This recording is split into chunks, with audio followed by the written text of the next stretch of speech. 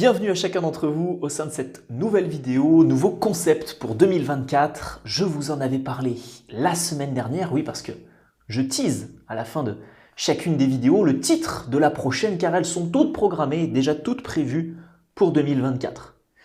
Et je vous dirai quel est le sujet de la prochaine vidéo si vous restez jusqu'au bout de cette dernière. Et aujourd'hui, nous allons voir 11 habitudes. C'est un nouveau concept, j'essaye de trouver des grosses compilations comme ça qu'on va pouvoir faire ensemble. 11 habitudes aujourd'hui qui ruinent votre charisme. Demain, ce sera peut-être 25 traits de personnalité qui vous empêchent de savoir bien communiquer. Bref, vous m'avez compris. En 2024, on va faire les choses sérieusement avec des vidéos longues et qualitatives. Et aujourd'hui, 11 habitudes qui pourraient nuire à votre charisme. Qu'est-ce que vous faites? Qu'est-ce que j'ai fait pendant des années? Qu'est-ce que... D'ailleurs, je continue de faire des fois, de temps en temps, bon, ça peut m'arriver, qui peuvent nuire à votre charisme. Il faut identifier ces éléments dans un premier temps. Deuxièmement, les limiter un maximum. Et troisièmement, faire l'opposé pour, vous l'avez compris, gagner en charisme. Et le premier élément, c'est le manque de contact visuel. Vous n'arrivez pas à maîtriser le contact visuel avec les autres, que ce soit dans la rue, que ce soit quand vous rentrez dans une pièce. Dans quel genre de pièce je peux rentrer? Quand je rentre dans un café par exemple pour aller bosser, dans un hôtel, dans un coworking, quand je vais bosser, où est-ce que je bosse aussi sinon? Chez moi, tout simplement. Mais où est-ce que je peux aller sinon? Au restaurant, dans la rue, dans un magasin, dans la salle de sport, dans des clubs, etc. Si vous ne maîtrisez pas le eye contact, vous avez le regard un peu fuyant, c'est que vous perdez forcément des points de charisme. Donc travaillez ça et maîtrisez beaucoup plus le eye contact. Le deuxième habitude que vous pouvez avoir, qui vous fera perdre des points de charisme, c'est une posture trop fermée, trop rabougrie. Vous ne prenez pas assez de place et d'espace. Et concrètement, faire ce genre de geste, c'est compliqué pour vous. Par exemple là, je ne sais pas si vous le voyez, non, vous voyez juste à peine l'écran d'ailleurs, mais j'ai mon bureau qui est là. Et donc si je prends le coin de mon bureau et que je tends ma main comme ça, forcément, je gagne beaucoup plus en charisme.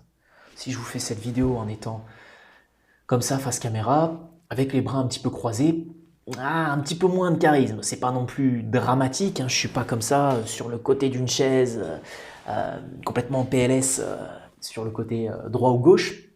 Mais en tout cas, vous avez une posture qui est peut-être un petit peu fermée, vous prenez pas assez de place. Donc, essayez de vous ouvrir beaucoup plus. Quand vous parlez, essayez de faire des gestes peut-être un petit peu plus grands, avec une main comme ça. Si vous montrez la taille d'un objet, de quelque chose, faites pas, c'est une grande maison. Non, c'est une très grande maison que j'ai pu visiter il y a quelques jours. Voilà. Donc, une posture plus ouverte et plus accessible. Troisième habitude, c'est dans votre communication. Ça peut m'arriver encore, parce que j'ai une personnalité assez énergique. Donc, j'essaye de temps en temps de travailler aussi là-dessus. C'est la maîtrise du débit de parole. Faites attention à ne pas vous enflammer sur votre débit de parole. Et tous ceux qui vont parler trop vite, qui n'arrivent pas à maîtriser leur communication paraverbale, vont perdre également beaucoup en charisme. Ils ne vont pas être compris par les autres ne vont pas retenir les informations, parce qu'elles arrivent de manière trop rapide et trop brusque. Et puis ça peut aussi vous empêcher d'être influent dans votre manière de parler. Donc, essayez de parler plus lentement et forcément, vous aurez beaucoup plus de charisme, vous l'avez compris. La quatrième habitude, on ne va pas commencer à en sauter, ça va être une habitude, c'est celle-là. Vous avez compris, c'est tous les mots de remplissage. Finissez ce que vous avez à dire ou ne dites rien. Mais ne mettez surtout pas de mots de remplissage. Des des donc, t'as vu. Bon. Après, je ne connais pas forcément tous les mots de remplissage parce que je suis plus au contact des très jeunes générations. Mais je peux vous garantir que des fois, quand j'en ai par téléphone qui s'inscrivent à ma formation gratuite, je l'identifie directement, l'âge que vous avez. Et ce n'est pas à la voix que je l'identifie, parce qu'entre quelqu'un qui a 18-20 ans et quelqu'un qui a 25 ans, il n'y a pas une différence énorme dans la voix. Par contre, dans l'expression, des fois, il y a un monde. Donc surtout si vous êtes assez jeune, surtout si vous avez entre 15 et 20 ans, faites très attention aux mots de remplissage, faites très attention au vocabulaire utilisé, vocabulaire de quartier, les wesh, les genres, les t'as vu. On met tout ça de côté et on essaie d'avoir une communication plus claire. Ensuite, la 5e habitude qui pourrait vous faire perdre des points de charisme, c'est de négliger votre apparence. On a vu la communication, on a un petit peu vu aussi des notions personnelles, intérieures, la confiance, la posture, etc. Cette fois-ci, on va s'axer sur le dicton « l'habit ne fait pas le moine ». Je peux vous garantir que si, l'habit fait très souvent le moine. Alors, à moins, il y a des exceptions, on me ressort toujours les mêmes exemples. Oui, Steve Jobs, machin, Mark Zuckerberg, ils sont millionnaires, ils mettent des t-shirts. Oui, ils sont milliardaires même, ils mettent des t-shirts. Oui. Est-ce que vous êtes milliardaire? Non. Est-ce que moi je suis milliardaire? Non. Donc, l'habit ne fait pas le moine, mais si vous augmentez votre élégance vestimentaire, je peux vous garantir que ça changera beaucoup de choses.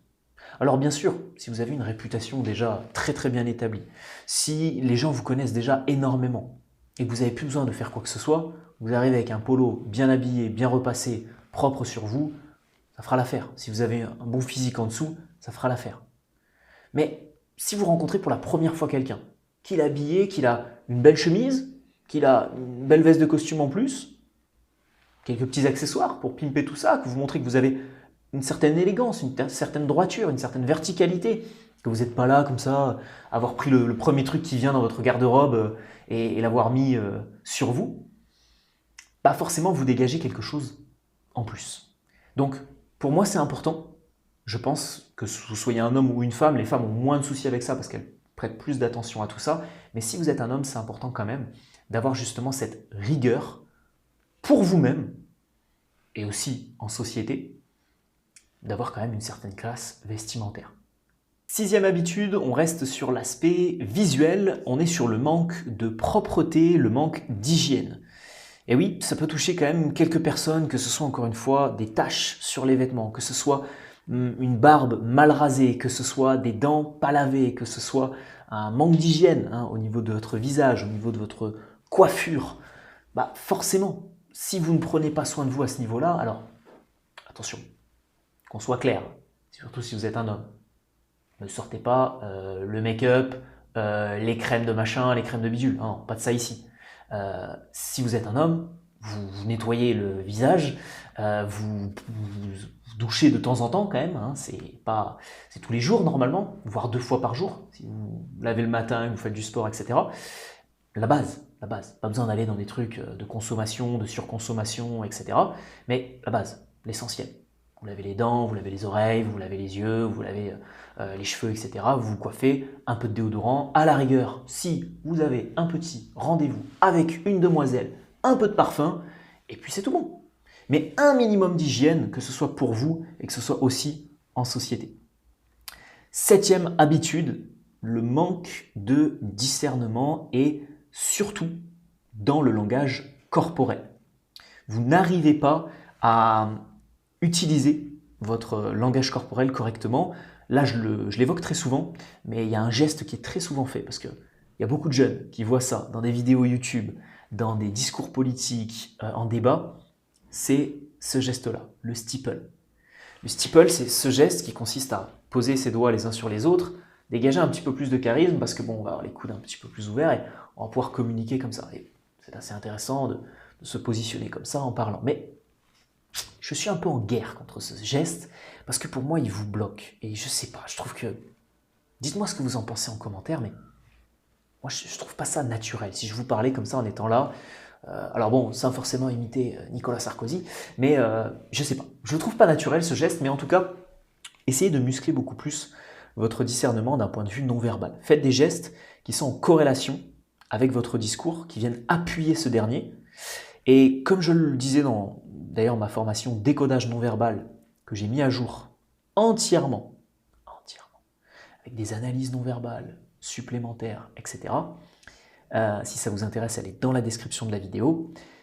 Le non-verbal vient appuyer vos propos. Si vous ne savez pas l'utiliser, ne l'utilisez pas. Je préfère quelqu'un qui ne bouge pas, qui adopte une posture et qui laisse juste les mots toucher son interlocuteur sans bouger, plutôt que quelqu'un qui va bouger, donc du coup perturber un peu son discours avec un non-verbal qui n'est pas affûté.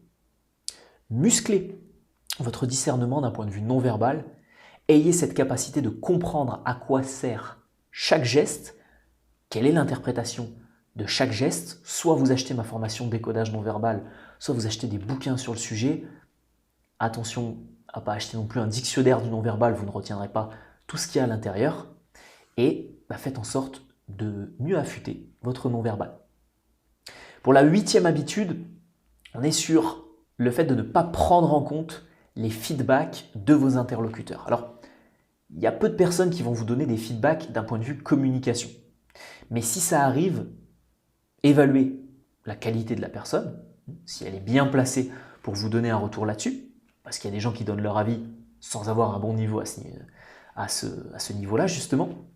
Mais si la personne elle est très forte en séduction et qu'elle vous donne des conseils, tendez l'oreille et vous appliquez. Ne cherchez pas, oui, non mais est-ce que c'est un bon conseil ou pas?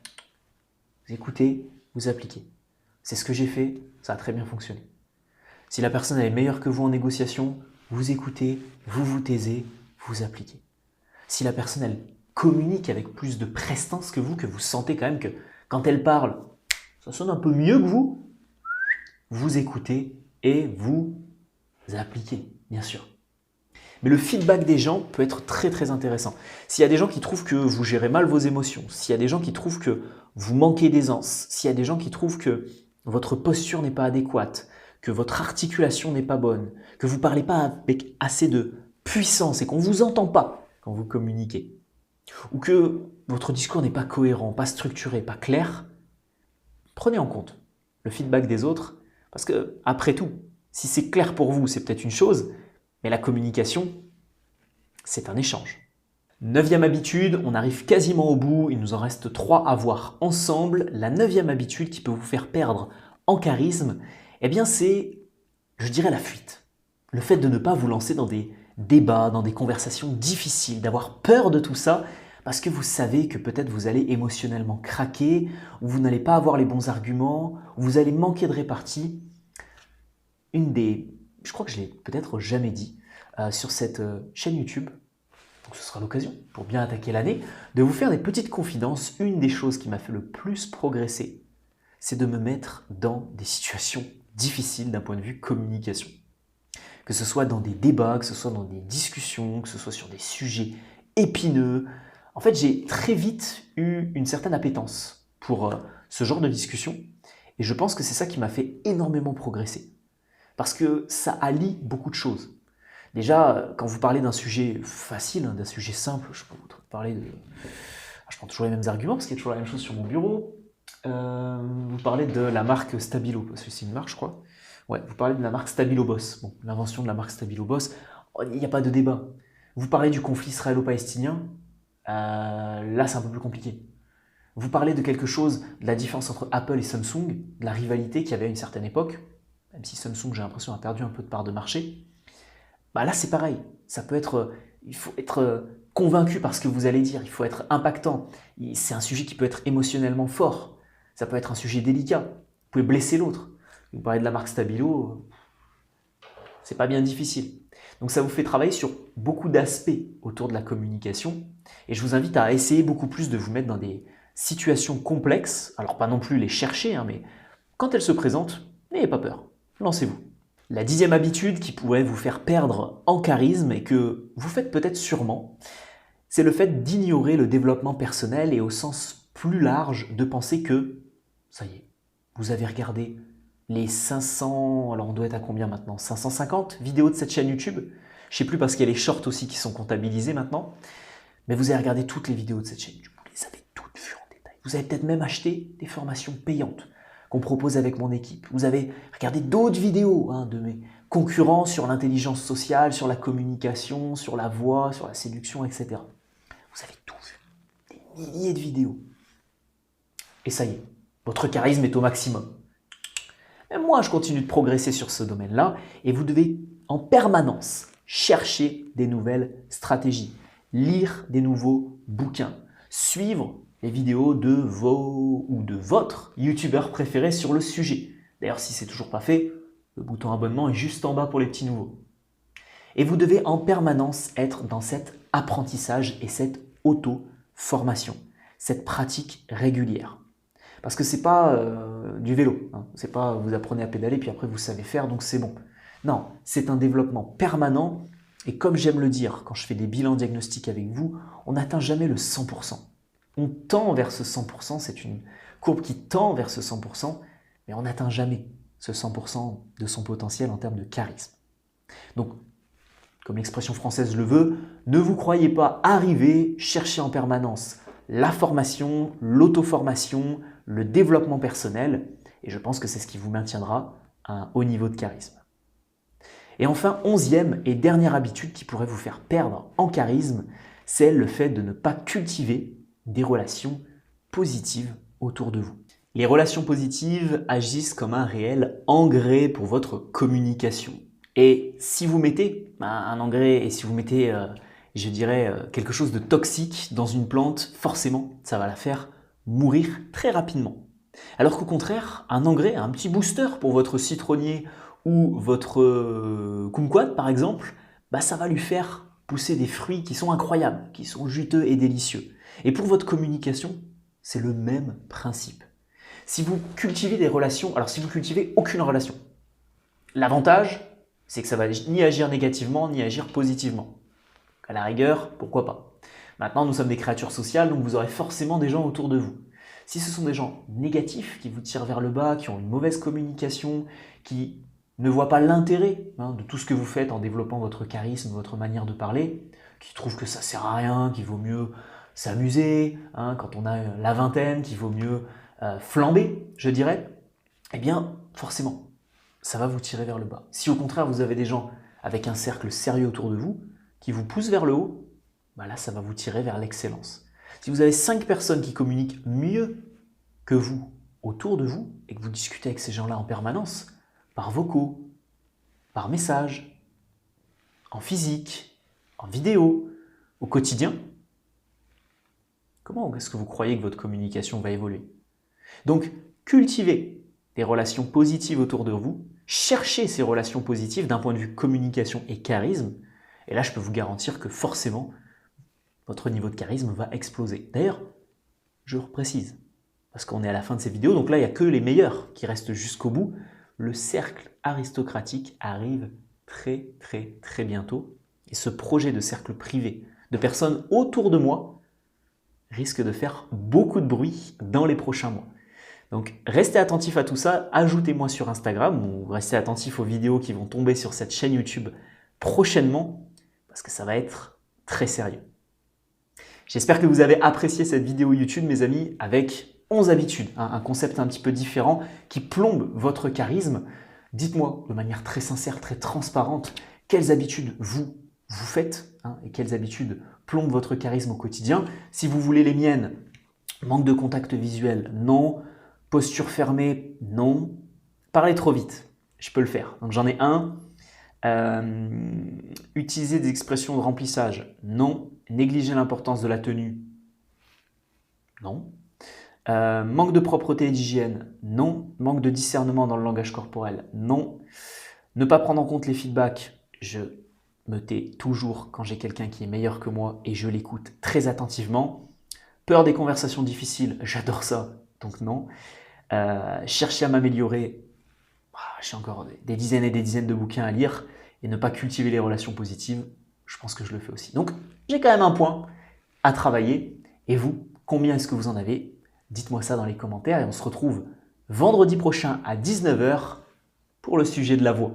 Je vais vous donner un plan d'action concret pour bosser votre voix en 5 semaines, vendredi 26 janvier à 19 h. Bon week-end mes futurs leaders et à vendredi.